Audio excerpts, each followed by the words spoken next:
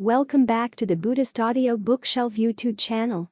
We're thrilled to have you here for the final episode of Meditation, a series taught by the renowned Thanissaro Bhikkhu, also known as Geoffrey DeGraff. Your unwavering support has been a source of inspiration throughout this journey. As we wrap up this series, we're excited to announce that new content is on the horizon. Your continued support is invaluable, and we kindly request you to like and share this audiobook to help spread its profound wisdom to a wider audience. Remember to subscribe to our channel for instant notifications of upcoming content. Together, we can build a community dedicated to enlightenment and inner tranquility by sharing the teachings of meditation and mindfulness. We're profoundly grateful for your contribution to our mission of making these transformative teachings universally accessible. For your convenience, you can find a video playlist in the description below. Let's embark on today's reading. Only Natural. May 16, 2020. One of the main reasons for suffering is the way the mind talks to itself. Now, the solution is not to just stop talking. You have to understand the process of what's going on as the mind talks to itself. Who's talking? Where does it come from? Where does it lead? When you understand it, then you can do something about it. The first part of the training is to learn how to talk to yourself in new ways. When the Buddha talks about directed thought and evaluation as one of the factors of right concentration, if you're not familiar with what he's referring to, it sounds as if you're going to have to do something new you've never done before. But the phrase, directed thought and evaluation, is simply another name for talking to yourself. So now, as you meditate, you're going to talk to yourself about the breath, and you're going to talk to yourself about getting the mind to stay with the breath, and wanting to stay with the breath, a new topic of conversation, a new way of talking. So talk to yourself about the breath. How is the breath right now? Is it coming in? Is it going out? How does it feel? It is possible to breathe in a way that feels really, really good, really satisfying. Try to notice which parts of the body are especially sensitive to how the breath feels. Those are the ones that'll be especially gratified when the breath goes well. So pay attention to them. They're your barometer. As for any other conversations coming into the mind right now, regard them as not self.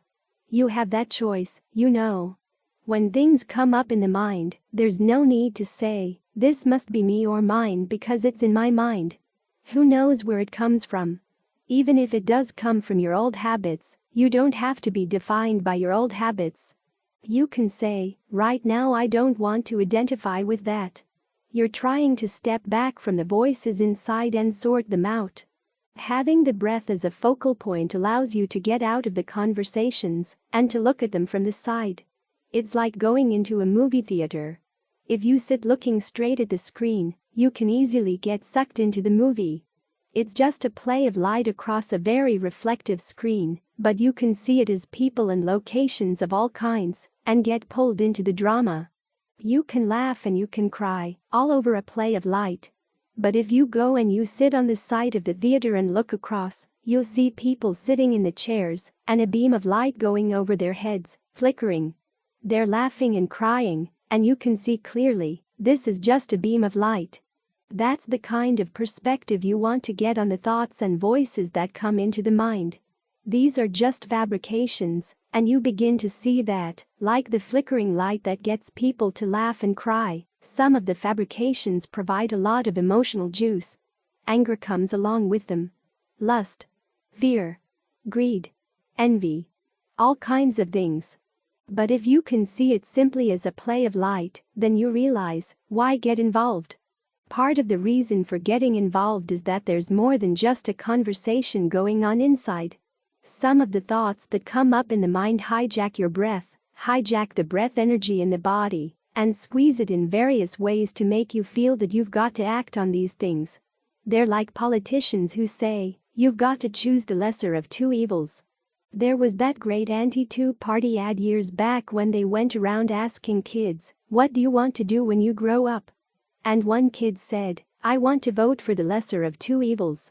I mean, Nobody consciously likes to think in those terms, but that's often what our emotions present us with. Either you give in to the emotion and act on it, and then you're going to have bad karma, or you fight it off and bottle it up, and it turns into cancer.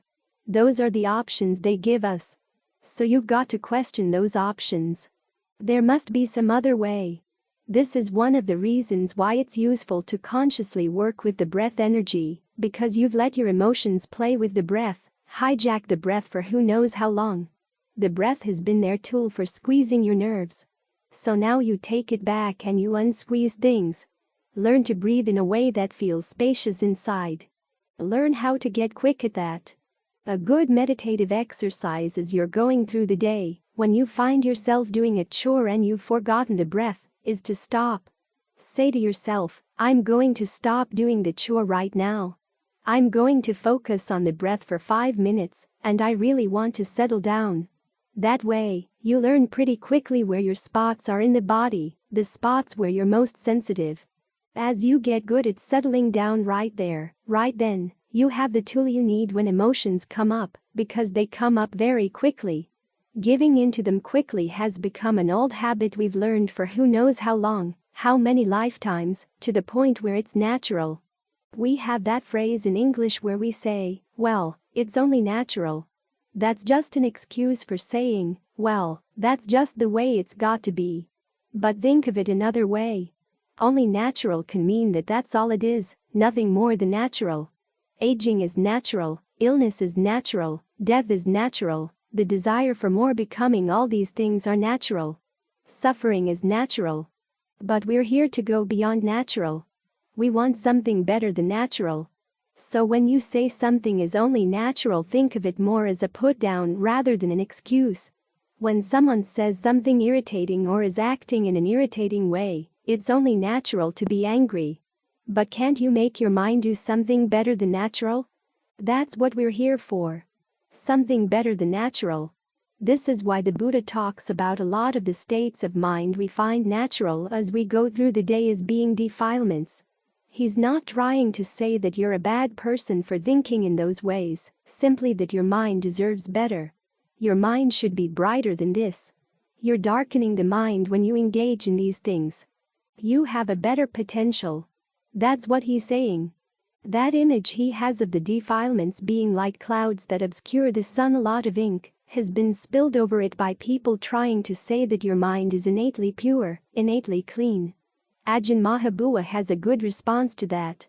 If the mind were innately pure, then how could anything defile it? And if something could defile it, that means that if you got it back to purity again, then it could be defiled again. The brightness is not purity. It's simply the mind's capacity to know itself clearly, to be aware all around, as in a state of concentration, and then from there to see things even more clearly. But if you give in to your only natural desires and only natural defilements, you're obscuring the mind's ability to see itself, to understand itself. For the mind to step back is not really natural. For it to see itself as something separate, the voices as something separate. That's not really natural. That's a skill. During my first time with Ajahn Fuang, I asked him one day about the needs of the body. I said, how can you follow the celibate life? The body has its needs. And he replied, the body doesn't have any needs. The body would be perfectly content to die. We're the ones who have the needs. We're the ones who make the body get up, move around, do this, do that. So whatever comes up, you can't blame the body. The problem is in the mind, because the mind has just been only natural when it could be better. This is why we bow down to the Buddha, because he found that there was something beyond only natural. This is what the noble search is all about. What's natural is going with the flow, looking for happiness in things that age, grow ill, and die, trying to solve the problem of suffering with a little bit of temporary pleasure. But then more suffering follows on that. Samsara is natural. Coming back and suffering again. That's natural. The Buddha looked for something better than natural. And he found it. So the path he teaches requires going against a lot of old ingrained habits. Remember that the defilements are just that. Habits. They're ways we've been acting in the past. Anger is an old habit. It doesn't necessarily have to be you. You don't have to say, "I'm angry." Just know that there's anger there. There may have been times in the past where anger was effective and got you what you wanted, which is why you've kept it around.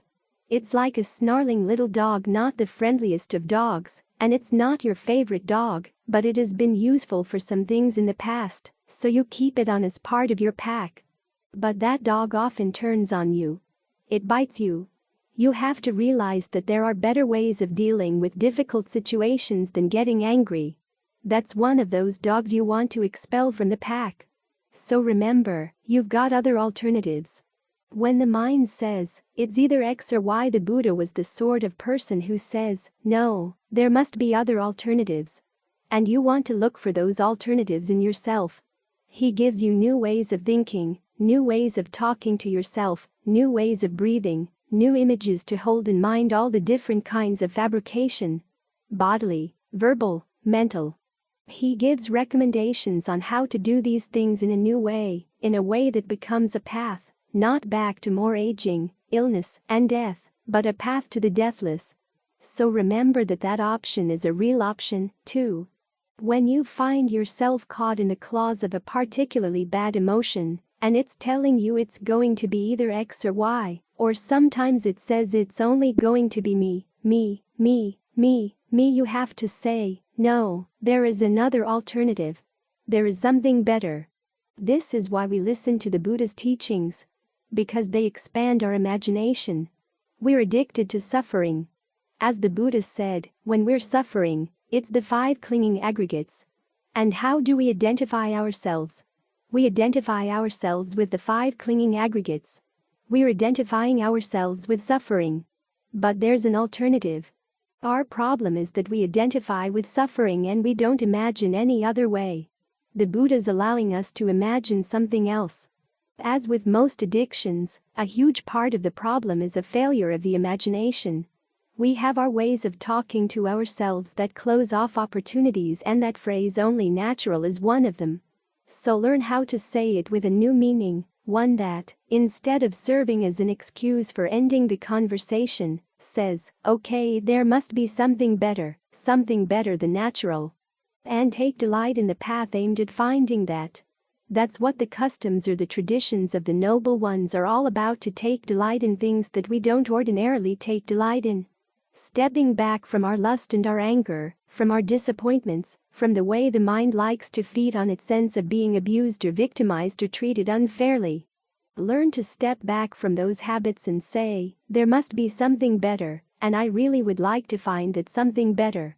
I want to go against the flow. And I'll enjoy mastering the skills that get me out of this. If you learn how to talk to yourself in that way, you've made proper use of directed thought and evaluation. Even though it may not yet get you into jhana, it'll be a part of right effort, right resolve. And those are factors of the path as well. Mud houses. May 4, 2021. When the Buddha was asked to define what a being is, he didn't say there is no such thing. He answered in a straightforward way. Wherever there's attachment, there's going to be a being. Attachment to what? The 5 aggregates. Form, feeling, perceptions, fabrications, and consciousness. He illustrated his point with an analogy. He said it's like little kids playing with mud houses. You might think of kids playing with sand castles. As long as the little kids are fascinated with the little mud houses, they're very protective of them. If anyone tries to come along and kick their mud houses or step on them, they defend them. But when they lose interest in the mud houses, when they lose their desire and fascination with the mud houses, then they themselves will kick them and step on them and make them unfit for play. In the same way, the Buddha said, try to lose your desire for the aggregates. Demolish them, make them unfit for play, and you'll be freed from being a being. We have to explain that a little bit though.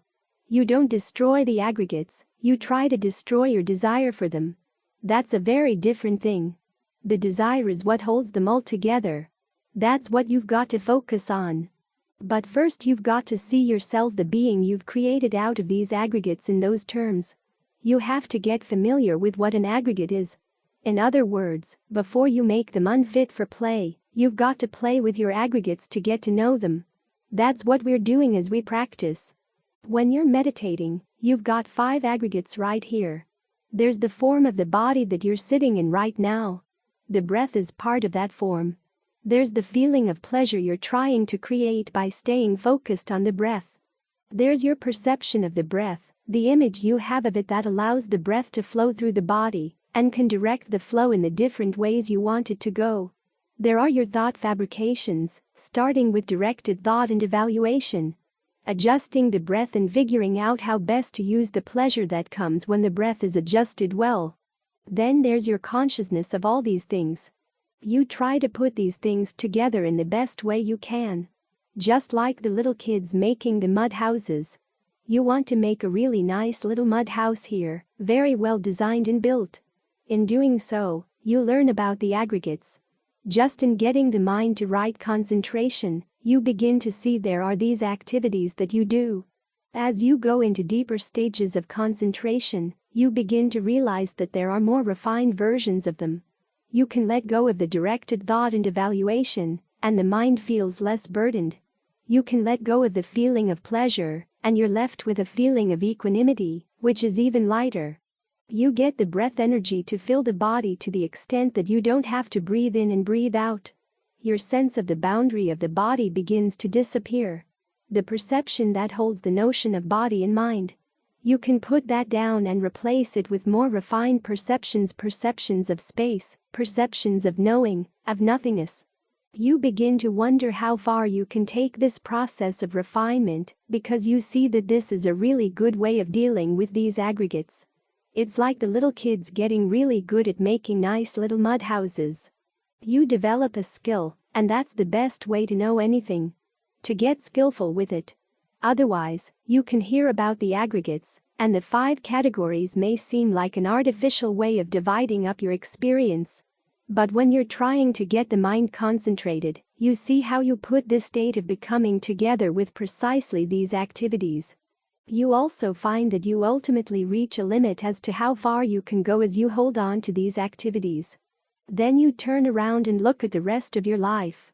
You realize that your sense of who you are is made out of these aggregates. As the Buddha said, even for people who have the ability to reflect back on past lifetimes, what are they reflecting back on? The forms, feelings, perceptions, thought fabrications, and consciousness they had at those times. But you don't need to reflect on past lifetimes. Just think back on your life so far in this lifetime. When you remember your childhood, you remember form, feelings, perceptions, thought fabrications, and consciousness. That's all there was. That's how you created your sense of self, who you were, and what you were going to use in order to get what you wanted. This is where the desire for the aggregates comes in. Either you desire the aggregates directly, or you desire them for what they can do for you. But now you begin to see their limitations. This is the best thing you can do with aggregates: create a state of concentration, and yet concentration has its limitations, the big one being that you have to keep maintaining it. It's always ready to fall apart. You get skilled in the concentration so that you don't let it fall apart, but a steady effort has to go into that. The concentration is always something you do. You look back and you begin to realize that your idea of what you were, your identity, was something you did as well, something you're constantly doing. Then you look forward. As the Buddha said, you'll get so that you can't stay in this body anymore, but as long as there's still clinging and craving, there's still going to be a seamstress that stitches all this together into an identity. That's what the Buddha calls craving. A seamstress who stitches all the aggregates together and makes them into a being. When you can't stay with these particular aggregates, you're going to find other aggregates of the same 5 types to repeat the process. As you reflect on this, there comes a point where it all begins to seem futile. No matter how good it gets, you never really arrive anywhere with the aggregates because they're all fabricated processes. The nature of fabrication is that it's done for the sake of something. It's moving towards something. When it arrives at something that falls apart, so it keeps on moving towards something else, and then towards something else. It never really arrives. The only thing that really arrives is the path, which you're making out of these aggregates. It's the best thing you can do with them. Use the aggregates of concentration to develop discernment to induce a sense of dispassion for other aggregates. But then you're still here with the concentration, you're still here with the discernment. This is where the discernment gets really sharp, when it begins to see that even the concentration and the discernment are fabricated. If you're going to find real happiness, you have to let them go, too. Insight is what allows you to let go. It's going to be a very special insight. When the Buddha talks about it, he talks about it in paradoxical terms. You intend a path, putting it all together, but there comes a point where you have to stop intending. You can't tell yourself, don't intend, because that will become your new intention. But there is a middle way between intending and telling yourself not to intend, and that's the escape. What allows for the escape is dispassion. It's the point where you lose interest in this mud house, and you make it unfit for play. In other words, you take the mind to where it's not going to build mud houses anymore. You've seen the house builder, as the Buddha said after his awakening. You've demolished the last house, and the house builder is not going to build anymore. That's when you've really arrived. Even with just the first taste of awakening, stream entry, you see that there is such a thing as a dimension where there is no fabrication, and it's totally devoid of any kind of stress. You don't realize how much stress goes into fabrication until you step out of it and have seen this dimension. The only way you're going to get there is to get to know these aggregates really well. You can read about them and say, gee, what the Buddha says makes a lot of sense, but that's not going to cut through your fascination with them. You have to work with them.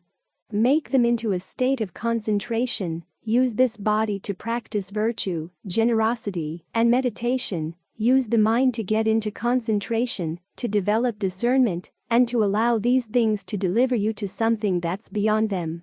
That's when you really lose your passion for these things, and all the stitching of the seamstress comes undone. What's left after that? It depends on your karma, but your relationship with the six senses is altered. For an arahant, there's no more feeding on things because there's no hunger. There's no longer a being that needs to be fed. This is why, when people asked the Buddha whether an arahant after death exists or doesn't exist, or both or neither, he wouldn't answer, because it was the passion for the aggregates that defined the person who became an arahant. When there's no passion, the arahant is undefined. When something's undefined, you can't say anything about it. But there is nibbana, and this is the path that takes you there. That's why the Buddha called it a path, one that takes you someplace really good. You don't stay on the path. You don't take the path as your goal. If you stayed on the path, he wouldn't have called it a path. It would have been a noble eightfold spot. But it's a noble eightfold path that takes you someplace beyond it. As you practice the path, you learn about these aggregates by playing with them, making the best things possible with them. Then, finally, they deliver you to where you want to go. Something beyond the aggregates. And everyone who's been there said that's the end of all problems. So think of that image of the children. They were creating problems with their possessiveness by playing around. But if you learn how to play wisely, you can put those problems down. The Not-Self Discourse. July 30, 2021. On the full moon in July, we commemorate the Buddha's first sermon setting the wheel of Dhamma in motion, not only because this was the Buddha's first teaching, but also because, at the conclusion of the sermon, one of the 5 brethren, who were his audience, gained the Dhamma eye and became the first member of the Noble Sangha. The texts tell us that in the days following, the Buddha taught more Dhamma to the rest of the 5 brethren, so that all 5 of them had attained the Dhamma eye. Then he gave his second sermon, at least the second one recorded. We don't know what he taught the others in the meantime. The second sermon focuses on the topic of not-self. It was because of this sermon that all 5 of them became arahants. So their awakening was no longer partial. It was full. We're not sure exactly how many days after the full moon he gave this talk, but it was about this time of year that he gave it. So we might as well commemorate it tonight. It's good to reflect on it. Unlike his later talks, where he usually starts with a question, here he starts with a statement. Form is not self. He makes the same statement about the rest of the 5 aggregates: feeling, perceptions, fabrications, and consciousness. They're not self. You might wonder why he brought up the topic of not self. After all 5 of the brethren had attained the Dhamma I, and one of the consequences of that attainment is that you let go of identity views in which you define yourself either as an aggregate, as the owner of the aggregate, as in the aggregate, or as having the aggregate in you. Yet, it turns out, even then there's still some unfinished business around the topic of not self. Sometimes you hear it said that stream entry is when you see that there is no self, but the fact that the Buddha had to give this talk to the 5 brethren shows that that's not true. The reason comes in another sutta, where a non-returner, a monk named Ven. Kamaka, explains what it's like to have abandoned identity views, but not yet to have abandoned conceit. He says that even though you don't identify with any of the 5 aggregates as I am this, still there's a lingering sense of I am around the 5 aggregates. In other words, when you let go of identity views, you let go of the this and I am this, leaving a lingering sense of I am. The image Ven. Kamaka gives is of washing clothes. Even though the dirt is out, there's still the lingering smell of the detergent in the cloth. You put the clothes away in a hamper, and eventually the smell of the detergent goes away. In the meantime, it's still lingering around the cloth.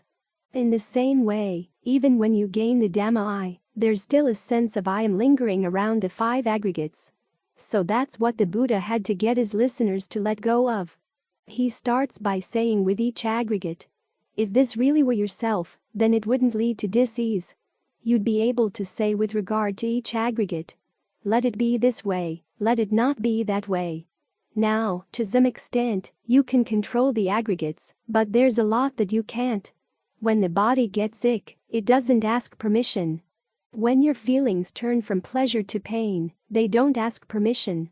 Your perceptions and thoughts can turn on you, and even your consciousness of good things passes away. So the first argument is that these things don't lie under your control. The argument about control shows up only a few more times in the canon. There's one great passage where a professional debater is coming to attack the Buddha on the question of whether the 5 aggregates are self. The debater claims that all activities have to be based on taking the aggregates as self. But, as the Buddha points out, kings control their property. Kings control their kingdoms, right? The professional debater, of course, goes along with him because he wants to appeal to the kings in his audience. In fact, he adds that it's right that kings control their kingdoms. Then the Buddha goes on to say, kings can say that this should be done, that shouldn't be done in their kingdoms. But how about your body? Can you say it shouldn't grow old, it shouldn't get sick, and it shouldn't die? The debater knows he's already been beaten. That's another case where the Buddha uses the argument based on control, but by and large that argument is pretty rare.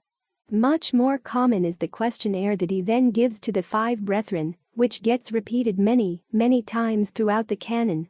In the case of each aggregate, is it constant or inconstant? It's inconstant. That which is inconstant. Is it easeful or stressful? Stressful. And then, is it appropriate to claim of anything that's inconstant and stressful? This is me, this is myself, this is what I am? No. Notice, he's not getting the 5 brethren to come to the conclusion that there is no self. He's simply making the point that each of the aggregates is not worthy of calling a self. The question of whether there is or is not a self gets put off to the side. Just focus on the aggregate. Why is it important to focus on the aggregates? Because in the first sermon, the Buddha had already identified the aggregates, when you cling to them, as suffering. One of the ways in which you cling, of course, is through your sense of self. In fact, all the other forms of clinging can be directly related to that sense of self. So in line with the 4 Noble Truths, the main topic of the first talk, he wants the 5 brethren to see that these aggregates are not worth clinging to. They're not worth craving. Wherever there's craving and clinging for them, there's suffering. Then the Buddha goes on to expand the range of the discussion. In the beginning he had them focus on the aggregates in the present. But then he goes on to say that any instance of the aggregates, past, present or future, near or far, refined or coarse, all of them should not be seen as myself. This is an interesting move, and very few people have noticed what he's done. He starts out by focusing on the present moment. Then he has the brethren extend their minds everywhere they can think of. Any place in time, past, present, or future, any place in space, near or far, the point being that you could say, well, what I'm holding on to right here and now is not good. But maybe there's something else out there that I could hold on to someday that wouldn't have these drawbacks. To cut off that line of thinking, the Buddha's asking the brethren to reflect that everything out there in all the dimensions of space and time is just the same kind of aggregates. There's a passage elsewhere where he says that when you recollect your past lives, that's all you recollect. Aggregates. The recollection itself is aggregates, the things you're recollecting are aggregates, and they're all passing away, passing away. You can't go back and latch onto them. And no matter what you might gain in the future, it would be the same sort of thing. More aggregates. You can't really legitimately latch on to any aggregate anywhere at all. It's in this point that the Buddha's reflection becomes overwhelming. There's no place to hang on. Anywhere. At all. Now, it depends on the listeners how far they're willing to follow the Buddha here. If they're still willing to let go of everything they can cast the mind to, seeing that the aggregates are not worth clinging to, not worth even craving to begin with. When you can do that, that's how there's awakening to another dimension. As long as you're holding on to anything, even your concept of that further dimension, which is what you experience in stream entry, or when gaining the Dhamma, there's going to be suffering. Even that you have to let go of. So when there's no place for the mind to focus its desires, this realization undercuts all possible craving, because as the Buddha said in the definition of craving, it delights here, delights there, focuses here, focuses there. It always has a place, always has a location, whether physical or mental. The purpose of the questionnaire is to deprive the mind of any possible location on which craving can land. Then, when you let go all around, the Buddha says you're released everywhere. An interesting concept. The mind is usually focused someplace. It has a location, if not a physical location, then a mental location. But here you're trying to deprive it of any possible location at all. This is how the five brethren became totally awakened. Over the years, the Buddha gave the same questionnaire to others. In some cases, as in the case of the debater, people would listen to it, and even though they assented to it, the words would go right past them. Other people would listen to it and gain the Dhamma. Other people would listen to it and gain full awakening. It all depended on how thoroughly his listeners were able to let go, how willing they were to cast their minds not only on the present moment, but also in all directions in space and time, to see that there's no place worth going. That's when they'd be willing to let go of all idea of place. In the case of the five brethren, the conclusion of the second sermon says that through non-clinging all five gained release. Again, it wasn't an issue of coming to the conclusion that there is no self. It was simply gaining release through not clinging to anything. That's the logic of the not-self teaching. It deprives you of places to cling, and it does that because, when you see things in terms of the Four Noble Truths, you see that the clinging is suffering, and that you cling because of your craving. When you can undo the craving, then there's release from clinging and suffering. And that release is unassailable. So it's in the light of the third noble truth that suffering ends when craving ends that this questionnaire makes a lot of sense. Otherwise, the questionnaire would be cutting the legs out from under you and giving you nowhere to go. If you don't see things in terms of the Four Noble Truths, that prospect would be scary. But within those terms, the Buddha saying that if you learn how not to want to go anywhere present or past or future, near or far, that's when something really good opens up. It's good to commemorate the second sermon because it reminds us that the Buddha's teachings are effective. When you practice in line with them, they can promise something really good. Other people have benefited from them over the years, and we have every right to benefit from them as well. It's just a question of what you're going to continue to hold on to. As long as the path hasn't been completed, you hold on to the path. First, you've got to learn how to let go of everything except the path, and then when that's done, you can focus on your attachment to the path. When you can let that go, then your letting go is all around. You're released everywhere. So look at your attachments right now to see which ones are really worth holding on to in the light of what can happen when you can let go. This is why, even though there's no formal holiday associated with this event, it's a good event to keep in mind every year and, of course, to keep in mind every day as you keep on practicing. The 3 perceptions and their opposites. May 12, 2020. The teaching on the 3 characteristics or the 3 perceptions inconstancy, stress, not self occupies a peculiar place in the Buddha's teachings.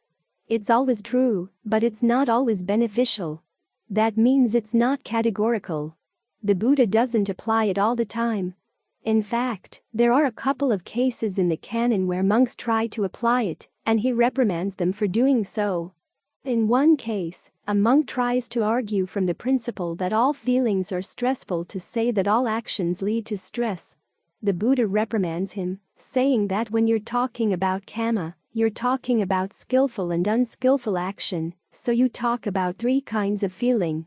There are pleasant feelings, painful ones, and feelings that are neither pleasant nor painful. It's obvious here that applying the 3 perceptions would be a mistake. If you said that everything you do, skillful or not, is going to lead to stress, there would be no incentive to try to do anything skillful. If there's no incentive to do anything skillful, then you're going against one of the Buddha's truly categorical teachings, which is to try to develop what's skillful and abandon what's not, the reason being that developing skillful actions is going to lead to long-term welfare and happiness. There's another case where a monk tries to argue that if all the aggregates are not self, then what self is there to do the actions? And what self would there be to receive the results of actions? That line of thinking is a license for irresponsible behavior. There's nobody there to be responsible, nobody to be affected by the actions, so you can do what you want. Here again, the Buddha reprimands the monk, saying that that's a foolish application of the teaching. So the 3 perceptions not to be applied at all times. I know some people who have argued from the 3 characteristics that we have no free will, or that we have no choices in the present moment. Whatever's going to come up in the present moment is just going to come up willy-nilly, regardless of what you want.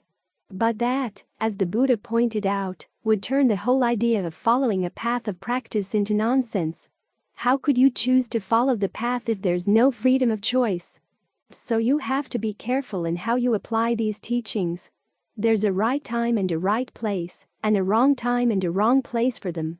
This line of thinking may have been behind Ajahn Lee's way of talking about the 3 characteristics. There are some times where he talks about things being inconstant, stressful, and not self, saying that there's also another side to them, which is constant, easeful, and self.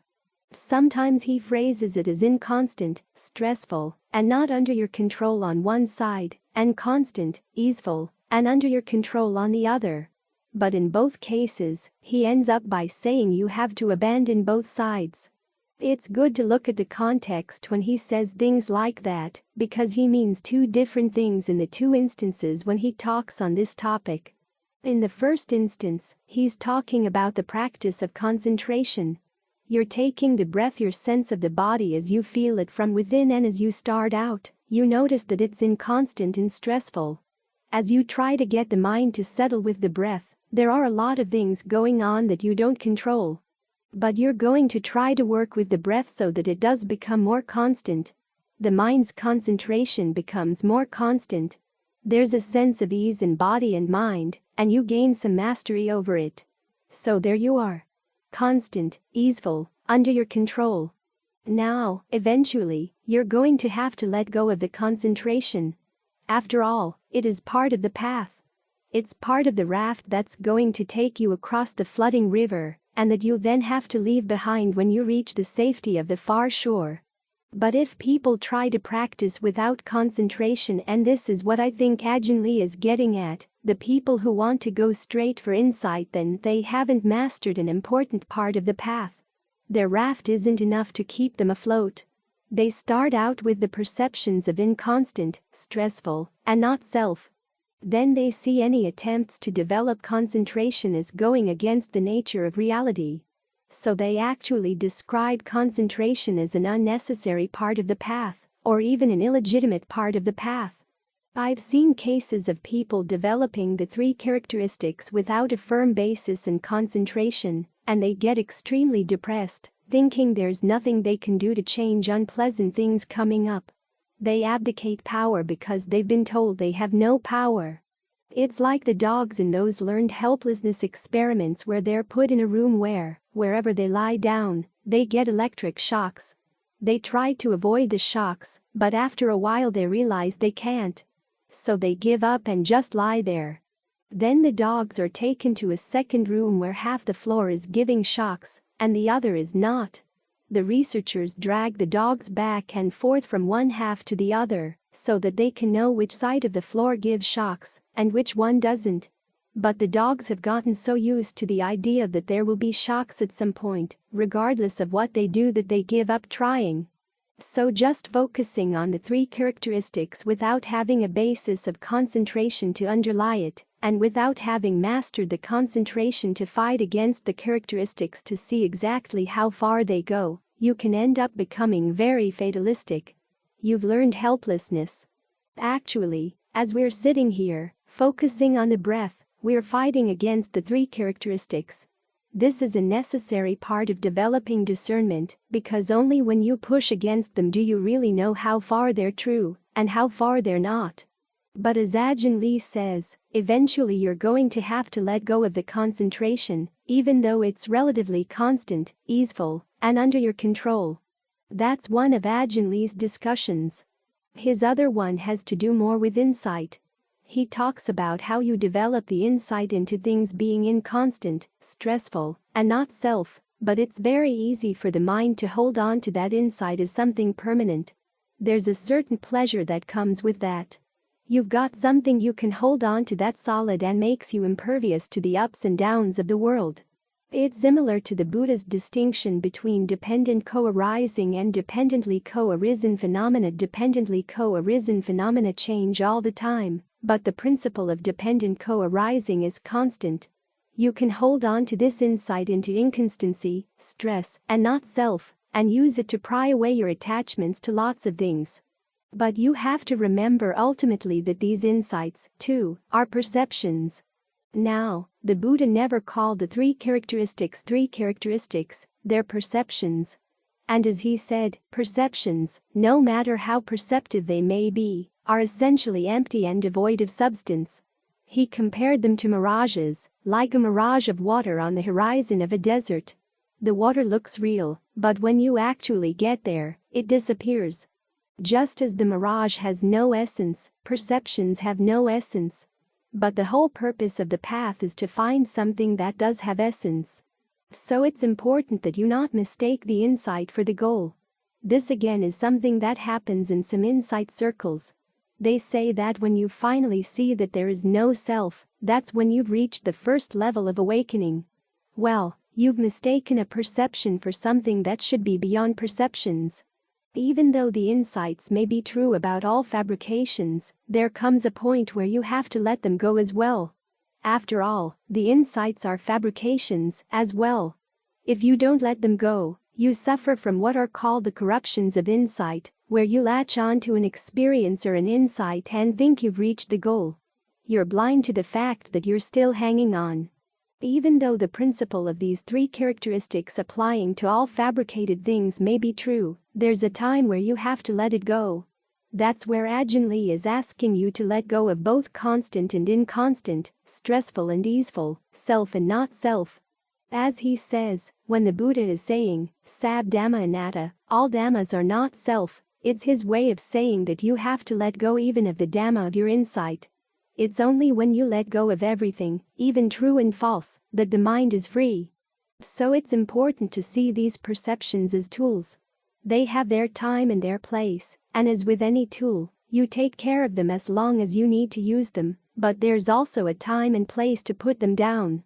We should always heed the warnings of the Ajahns that even when you're right, if you hold on to your rightness at the wrong time, it becomes wrong.